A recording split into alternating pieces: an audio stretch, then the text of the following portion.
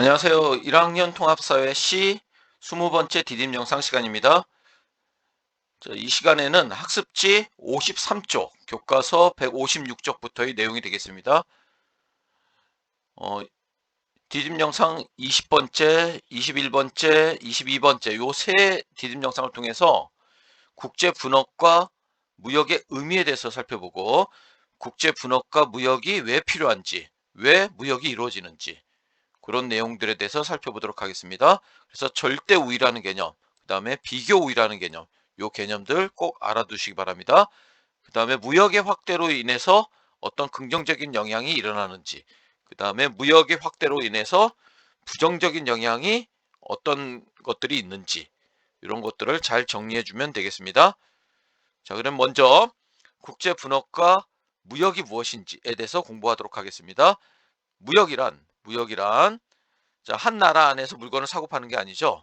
다른 나라와 사고 파는 국제 거래를 무역이라고 하죠. 우리가 크게 두 가지로 나눌 수 있겠죠.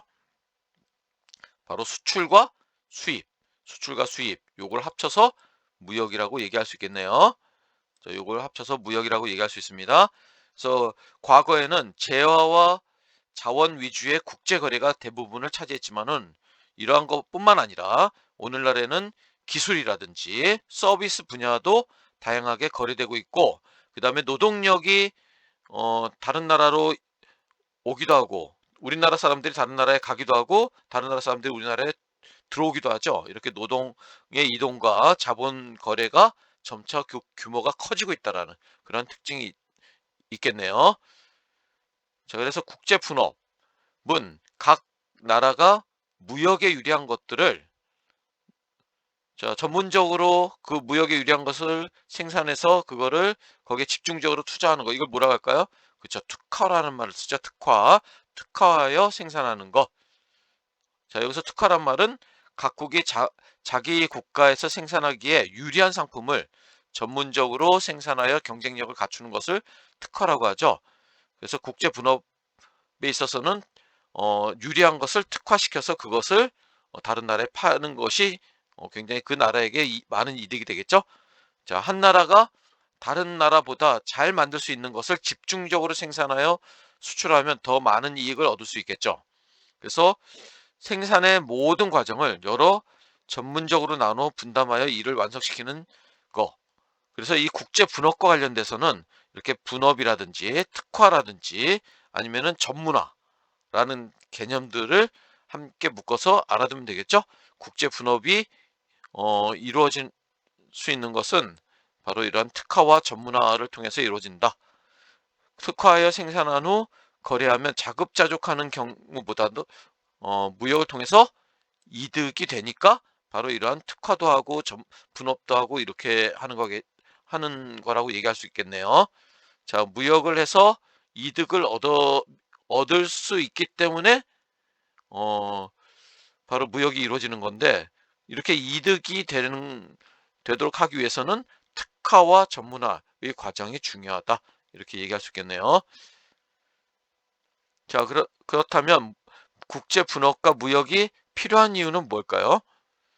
자, 먼저 국제 분업과 무역을 통해서 자기 나라에서 얻기 힘든 상품을 다른 나라에서 얻을 수 있기 때문에 무역을 하는 거라고 얘기할 수 있겠네요.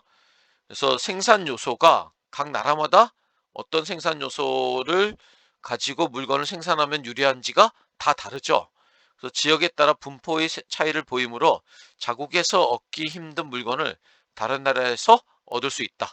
그런 점에서 무역이 필요하다. 이렇게 얘기할 수 있겠네요. 자원, 노동, 자본 등과 같은 생산 요소를 얼마나 보유하고 있느냐에 따라서 국가 간 경제 여건이 달라져서 국제 분업과 무역을 통해서 자국 내에서 생산되지 않거나 부족한 재화와 자원, 기술 및 서비스까지 외국에서 얻을 수 있다는 얘기죠. 그래서 이렇게 자국에서 얻기 힘든 상품을 다른 나라에서 얻을 수 있다는 점. 그 다음에 두 번째로는 무역 당사국의 이익이 발생하기 때문에 다른 나라보다 더 잘 만드는 물건을 팔면은 이익이 되겠죠. 어, 다른 나라보다 생산하는데 다 유리하지만은 더 유리한 게 있을 수 있고, 다른 나라보다 생산하는데 다 불리하지만 덜 불리한 게 있을 수 있죠. 그런 것들을 생산해내게 되면은 어, 이익이 발생할 수 있다라고 보는 거죠. 바로 생산 요소의 지역적 분포가 달라 상대적 생산비가 달라지므로 각 국가는 상대적으로 더 적은 생산 비용으로 생산할 수 있는 비교 우위 상품. 여기서 비교라는 말이 바로 이 상대적이란 말과 아주 관련이 깊은 거죠. 그래서 비교 우위 상품에 특화하여 생산하면 무역 당사국 모두가 이익이 된다. 이렇게 얘기할 수 있습니다. 자, 이렇게 음, 절대적으로 자기 나라의 어떤 생산 요소의 분포에 따라서 절대적으로 유리한 것을 생산해서 그것을 교육함으로써 이익을 발생시킬 수도 있고, 다 불리하더라도 어떤 생산 요소의 지역적 분포에 따라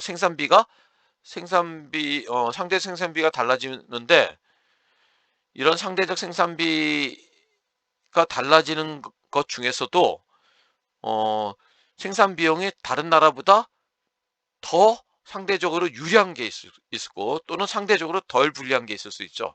그런 것들을 물건을 생산해내는 것도 어떤 무역의 이익을 발생시킬 수 있는 것이다. 이렇게 얘기할 수 있습니다. 자, 그렇다면 교과서에 있는 내용을 잠깐 살펴보도록 할게요. 생산 요소의 분포가 국제 분업과 무역에 어떤 영향을 미칠까 했는데, 자, 이렇게 자원이 풍부한 오스트레일리아 같은 경우에는 바로 이런 자원 수출을 통해서, 여기 보면은 오스트레일리아에 대한 우리나라의 주요 수출입 상품 그 동향을 보면은 2013년 자료이긴 하지만은 우리가 오스트레일리아에서 주로 수입하는 것은 철광석, 유연탄, 석탄을 얘기합니다. 그다음 원유 이런 거죠. 다시 말하면 자원을 주로 수입하고 있고, 반대로 얘기하면 오스트레일리아는 우리나라에 자원을 수출하고 있는 거죠. 자, 왜 그럴까요? 바로 자원, 이런 어떤 지하 자원, 동력 자원이 생산하는 것, 생산해서 그것을 무역하는 것이 유리하기 때문에 그런 거죠. 자, 이렇다는 걸 알 수 있습니다. 그 다음에, 자, 노동력이 풍부한 베트남은 바로 노동력을 활용한 그런 제품을 많이 수출하겠죠. 그래서 의류라든지 신발이라든지 목재라든지 이런 것들은 노동지향적인 그런 제품들이라고 얘기할 수 있겠죠. 자, 이런 물건들을 수출하는 이유는, 베트남이 수출하는 이유는 이런 것이 훨씬 더 상대적으로 어, 생산비가 적게 들기 때문에 그런 거죠. 자, 그래서 그렇다라는 거. 반면 우리나라는 이 자본과 기술을 바탕으로 이런 부분에 어떤 유리한 측면이 있는 거죠. 그래서 이런 부분들, 여기 2015년 자료를 보면은 반도체라든지 자동차라든지 선박, 이런 기술력과 자본이 필요한, 이렇게 반도체, 자동차, 선박과 같이 이렇게 기술력이 필요한 그런 제품에 투자를 하고 있다라는 것을 알 수 있습니다. 자, 그렇다면 여기 탐구활동 잠깐 살펴보도록 할게요. 우리나라 5대 수출 품목의 변화했는데, 자, 여기서는 2015년 자료가 있네요. 어, 자, 보면 우리나라의 5대 수출 품목의 시기에 따라 변화한 이유를 이야기해보자 했는데, 자, 뭐라고 얘기할 수 있을까요? 자, 1960년대에는 철광석, 중석, 이런 어떤 자원 중심의 그런 수출이었고, 그 다음에 70년대, 80년대 초반 의류라든지, 자, 특히 70년대는 합판 가반, 이런 노동지향적인 그런 수출 품목이었죠. 그러다가 2000년대에 들어오면서 이렇게 첨단 기술을 필요로 하는 그런 부분에 투자를 하기 시작했다라고 얘기할 수 있겠네요. 자, 그래서 경제 여건이 변화하면서 더 유리한 상품으로 수출 품목이 변화했다. 이렇게 얘기할 수 있습니다. 그래서 현재까지 5대 수출 품목을 참고하여 10년 후 우리나라 5대 수출 품목을 예상해보고 그 이유를 적어보자 했는데, 이거는 수업 시간에 함께 하는 거로 하겠습니다. 그래서 실제 작년 5대 수출 품목이 뭔지, 자, 이런 것들을 같이 한번 찾아보도록 할게요. 자, 그 다음에 무역 발생에 관한 이론에는 크게 두 가지가 있습니다. 자, 첫 번째 절대 우위론, 두 번째 비교 우위론 이렇게 있는데, 자, 절대 우위론이라는 건 뭐냐면은, 자, A라는 나라와 B라는 나라가 서로 무역을 할 때 A와 B가 절대적으로 생산비가 절대적으로 적은 경우, 이런 경우에 바로 그 절대적으로 유리한 그런 제품을 생산해서, 다시 말하면 특화시켜서 서로 교역을 하게 되면은 어, A, B 둘 다 유리하다는 거죠. 그렇죠? 자, 절대 우위에 있는 상품의 생산에 특화하여 교역하면 양국 모두가 이익이 발생한다라는 거죠. 그래서 다른 나라보다 더 잘 만든 물건을 팔아 이익을 얻는데 필요하다.